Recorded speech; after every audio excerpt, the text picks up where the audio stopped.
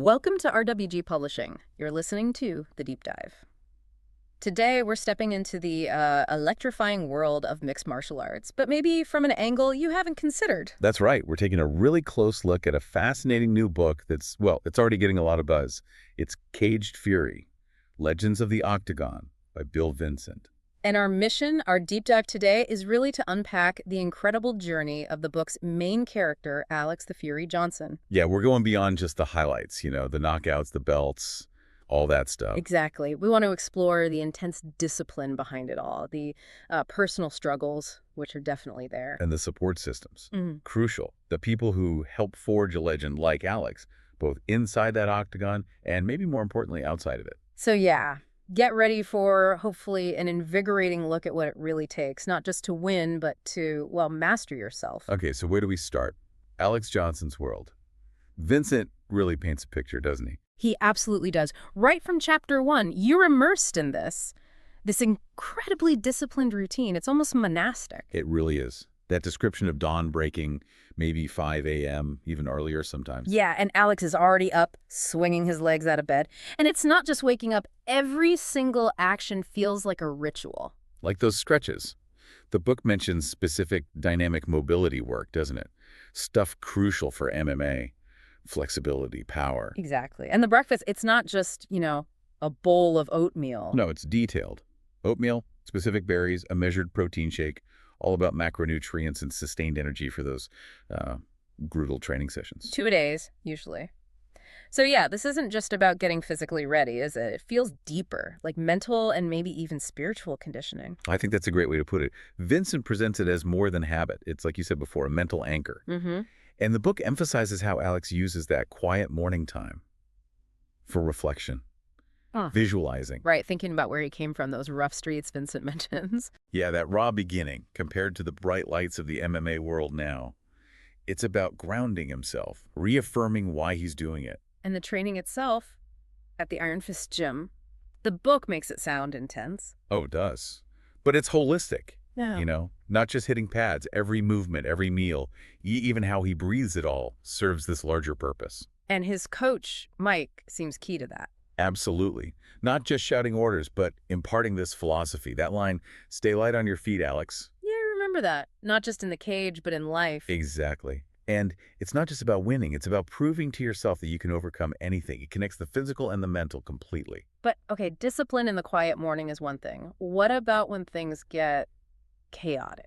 Yeah, like media day. That's a great example in the book. Total chaos, right. Flashing cameras, reporters everywhere, and then you've got his rival, Jake the Beast Thompson, throwing insults. Psychological warfare. Pure psychological warfare. Yet, the book describes Alex as steeling himself, his jaw set in determination. He doesn't really take the bait. How does he do that? Vincent suggests he draws on that morning quiet, right?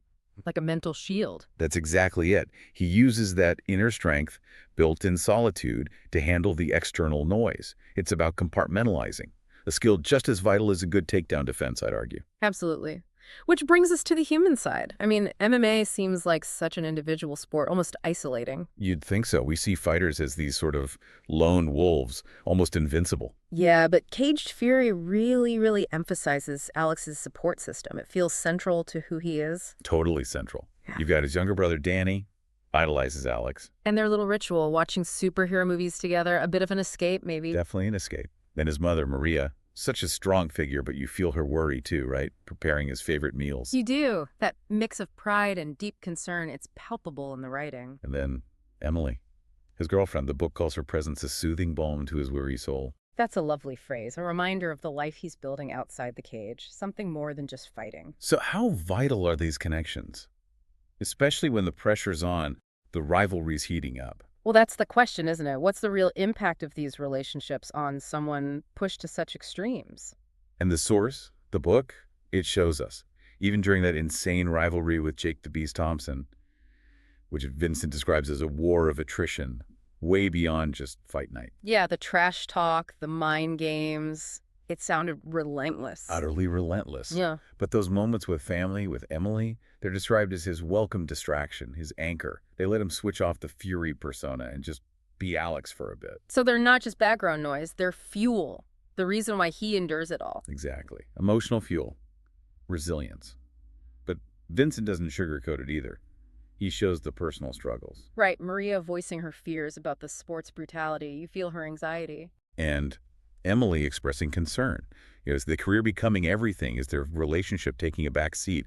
It shows the real human cost involved. It's refreshing that the book doesn't shy away from that vulnerability. It makes Alex more real. Definitely. There's that scene with Danny, his little brother.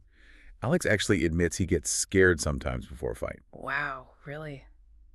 That's powerful. Yeah, but then he immediately follows it up, telling Danny, it's not about being fearless. It's about facing your fears and pushing through them.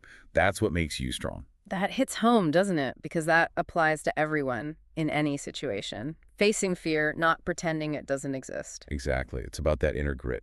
You know, as we're talking through this, it just makes me want to dive back into the book. And if you're finding this as compelling as we are, you can definitely do that. Grab your own copy of Caged Fury, Legends of the Octagon by Bill Vincent. We've put the link to Amazon right there in the show notes. Go check it out. It's worth it. So, okay, moving on from the support system. Yeah. The book takes a turn, doesn't it? Towards redemption. It really does. Alex's journey isn't just about climbing the ranks. It's about self-discovery. Realizing winning isn't the only thing. It's about becoming the best version of himself, inside and out.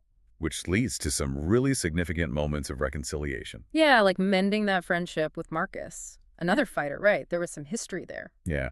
The book explains there was a rift, a misunderstanding, or maybe a rivalry that went sour years ago. And Alex actually takes the first step. Humbly reaches out, admits his part, rebuilds that bridge. That takes character. And it's not just professional relationships, is it? He makes amends with his family, too. Right. For being distant. Missing things with Danny, the emotional toll on Maria and Emily, owning up to the sacrifices they made while he chased his dream. That's where you see the legend become truly human, you know, learning that balance between passion and connection.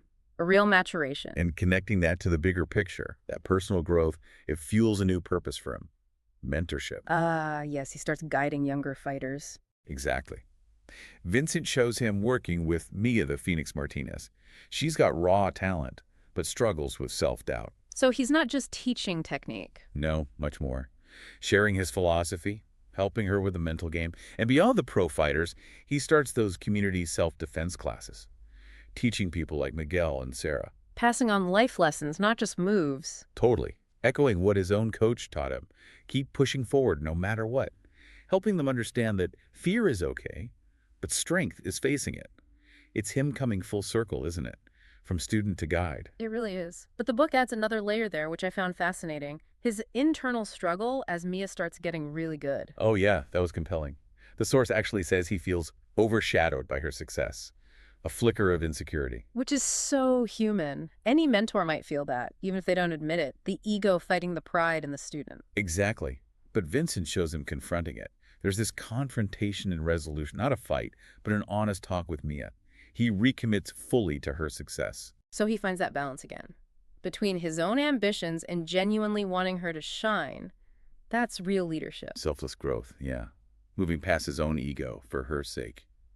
Powerful stuff. Okay, so all this growth, the discipline, the support, the redemption, the mentorship, it all leads somewhere, right? The ultimate challenge. Ultimate challenge. Yeah. The book builds towards this massive comeback. And who does he face? Marcus the Titan Thompson? Wait, is that the same Marcus? Different Thompson. This one's the reigning champ. Jake was the rival. Marcus is the ultimate test now. Gotcha. So this fight isn't just about a title. It's the culmination of everything. Every lesson learned, every doubt faced, every relationship strengthened. That's exactly how Vincent frames it. The ultimate test. And the narrative ties everything together beautifully in that moment. How so? Well, picture it. Alex walks to the Octagon, but he's not alone. Emily's there, Mike's there, Maria, Danny. Even Mia, his protege, is in his corner, his whole support system, physically or emotionally present. And you see it in his fighting. The book describes his technique. It's refined, precise, strategic, not just brute force. His mental toughness, forged through all those struggles, it's visible. That calm focus we talked about earlier? Exactly. And those strengthened bonds, they fuel him. The fight chapters are electric. You feel the determination, the skill, the heart. It all leads to this incredibly hard-fought victory. It validates his whole journey. So he wins the title back. He does, But the book makes it clear his legacy is much bigger than belts. Right. It's about that giving back to the community, the self-defense classes. And mentoring young fighters like Mia. Shaping character, not just skills. Striving for greatness both in and out of the octagon. That dual commitment Vincent mentions, keep competing, push himself, but also focus on his personal life. Build that future with Emily. Be there for his family. Yeah, finding that sustainable balance. Yeah. Inspiring others through the whole journey, the struggles and the triumphs. Proving legacies about impact and integrity, not just wins and losses. What an incredible arc.